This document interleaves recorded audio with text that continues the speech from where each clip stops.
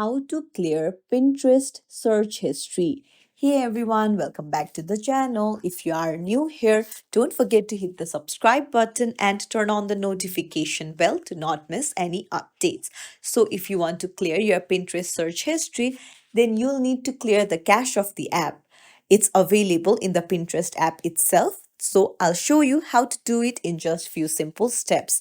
Let's get started. Open up a Pinterest app. Head over to your profile in the bottom right corner.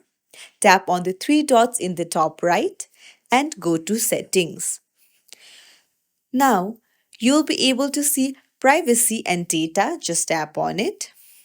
Scroll down and you can see Clear App Cache. Just tap on it. And then you can see app cache cleared. So that's it. Now your search history will also be cleared. So if you found this tutorial helpful, don't forget to hit the thumbs up and subscribe to our channel for more tips and tricks. Thank you for watching.